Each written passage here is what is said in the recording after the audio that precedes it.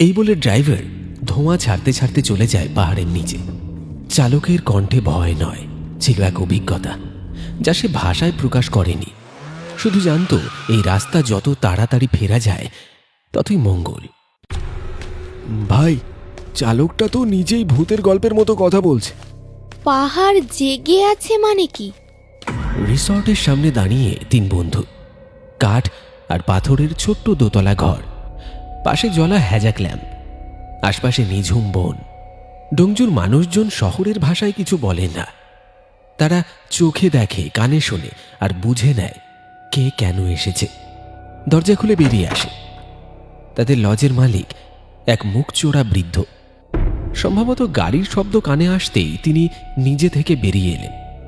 Room book করা ছিল, তাই তো? আসুন আসুন। একবার শুধু তৃষার দিকে তাকায়, এক পলক তৃষার চোখে চোখ রেখে চুপ করে লজের ভিতরের দিকে চলে যেতে থাকে।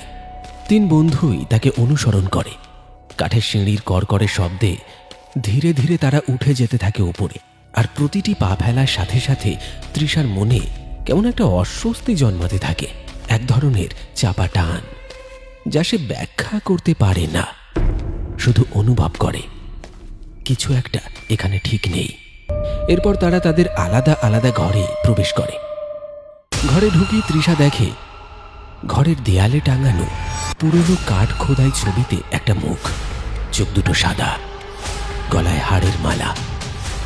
ছবির চোখ থেকে যেন বেরিয়ে আসছে এক অদ্ভুত অন্ধকার। এটা কি? আমি কোথায় যেন দেখেছি। যেখানে আগুন নিভে গেছে সেখানেই ছায়ের তলায় ঘুমিয়ে থাকে অভিশাপ। পাশে লেখা ছিল, অস্তযোগিনী পিণ্ডেশ্বরী রক্তে সিদ্ধি দেহি মম। অস্তযোগিনী পিণ্ডেশ্বরী রক্তে সিদ্ধি দেহি মম।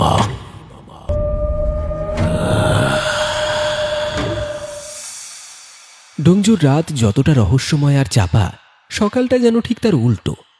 সাদা কুয়াশায় ঢাকা সবুজ পাহাড়, পাখিদের কিচিরমিচির আর দূরে কোনো গায়ে জলখাবারের ধোঁয়া ওঠা।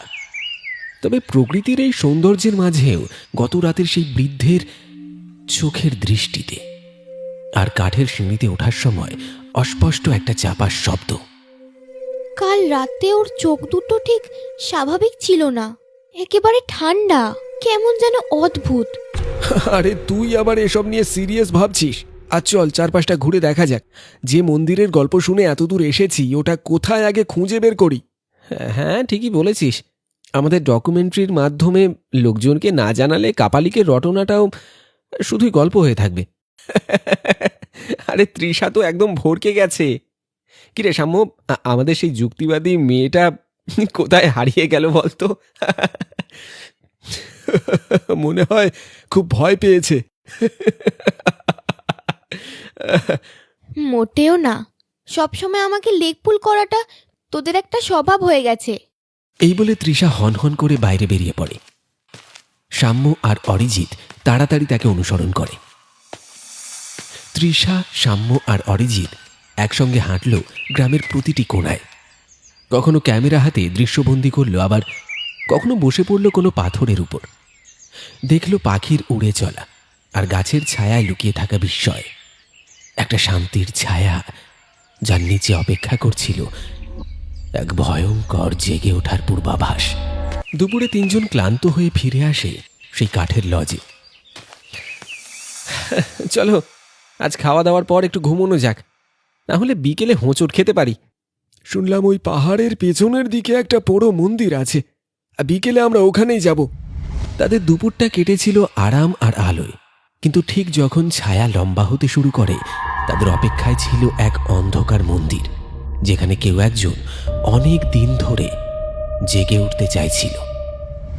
দুপুরে নরম আলো এখন হালকা কমলা। ঘুম ভেঙে হালকা চা আর কিছু হালকা খাওয়ার পর তারা তৈরি হয় বিকেলের অভিযান শুরু করতে। তাদের গন্তব্য সেই পুরনো পোড়ো মন্দির, যা ঘিরে আছে বহু কিংবদন্তি আর এক অতল গোপন রহস্য। তারা বেরোতে যাবে, হঠাৎ লজের মালিক, মন্দিরে যেও না, যেও না মা। তোর মুখে তেজ আছে। ভয় হয়, ভয়। আমাকে চেনেন আপনি? চিনি না মা, তবে ওরা চেনে। তোর মতো কাউকে বহু আগে এ পথ দিয়ে যেতে দেখেছিলাম, ফিরে আসেনি। ওর শরীর জ্বলেছিল কিন্তু মন ছিল না। চাচা, আপনি কি বলতে চাইছেন?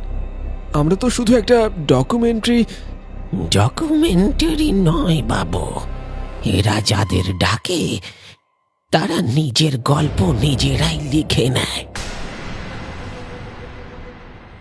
তোমরা যদি যেতে চাও তো যেতে পারো, কিন্তু সন্ধ্যা নামার আগেই ফিরে এসো। তাদের পায়ে পায়ে শীতল বাতাস ছুঁয়ে যায়।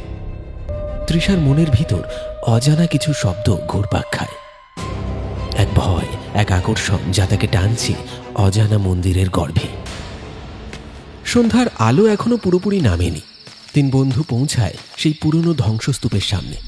চিরকালীন পাহাড়ের গায়ে লেগে থাকা এক প্রাচীন মন্দির, চারপাশে উঁচু ঘাস, ভাঙা দেওয়াল, ছেঁড়া তালের পাতা, আর ফাটল ধরা দেয়ালে আঁকা রক্তচক্রের চিহ্ন। সবই যেন কালের গর্ভে হারিয়ে যাওয়া ভয়াবহ কোনো ইতিহাসের দলিল। তারা তিনজন ছবি তুলছে। জায়গাটার অদ্ভুত সৌন্দর্য আর ভয়াবহতাকে ক্যামেরায় বন্দি করছে। এই জায়গাটা তো জাস্ট মাস্টারপিস রে। এটা তো শতাব্দীর ধ্বংসস্তূপ। কাপালিকের তো ছায়াও নেই কোথাও। হয়তো কাপালিক নিজেই এখন ট্রেক গাইড হয়ে গেছে। 20,000-এ গাইডিং। হঠাৎ তৃষার পেটটা কেমন যেন হয়, মাথাটা ঘুরে যায়। তৃষা একটা পাথরে বসে পড়ে। আউচ! বাবা, দাঁড়া দাঁড়া। তৃষা, কি হয়েছে তোর? ঠিক আছিস তো? আমার মনে হচ্ছে হয়তো আজই শুরু হয়ে গেল, কিন্তু এটা হওয়ার কথা ছিল না। আরো অন্তত 1 সপ্তাহ ছিল। তোর মেনস্টরিউশন এখন? কিন্তু এমন হঠাৎ করে? তৃষার শরীর যেন আচমকাই একটা অদৃশ্য সময় চক্রে ঢুকে পড়েছে। সে জানে আজ তার সময় ছিল না, কিন্তু কোনো অলৌকিক যোগেই যেন শরীরের রক্ত নদী সময়ের নিয়ম ভেঙে দিয়েছে। তার পেটে ব্যথা বাড়তে থাকে, আর দূরে গর্ভগৃহের অন্ধকারে যেন একটা ছায়া নিঃশব্দে নিঃশ্বাস ফেলছে। দেখা যায় এক অন্ধকার ছায়া, সাদা চোখ, হাড়ের মালা, নিঃশব্দে তাকিয়ে আছে তৃষার দিকে। এই ছিল সেই মুহূর্ত যখন শরীরের রক্ত আর সময়ের বন্ধন একসাথে জেগে ওঠে। রক্তচক্রের সূচনা মানে পুরনো অভিশাপের জাগরণ, আর সেই মুহূর্তে তন্ত্রচক্রে ফিরে আসে কাপালিক। দেখা যায় এক লালচে চাঁদ উদিত হচ্ছে, যেন রক্তে রঞ্জিত। দূরে শোনা যায় শ্মশানের চিৎকার, বজ্রপাতের গর্জন। ঝপ করে বাতাস থেমে যায়, আর তৃষার চোখ বন্ধ হয়ে আসে। আজকের মতো আমাদের কাহিনী এখানেই শেষ হলো। তৃষার চোখের পেছনে এখন শুধু একটাই প্রশ্ন, এটা কি নিছকই এক শরীরের খেলা, নাকি অলক্ষ্যে কেউ বা কিছু তাকে টেনে নিচ্ছে তার অজান্তেই? সে কি জানে না এই ব্যথা, এই সময়চ্যুতি কেবলই শুরু, নাকি সেই মুখ্য অনুষঙ্গ যার মাধ্যমেই খুলবে এক বন্ধ হয়ে যাওয়া অভিশপ্ত দ্বার, কাপালিক মৃত্যুর তন্ত্রপথ?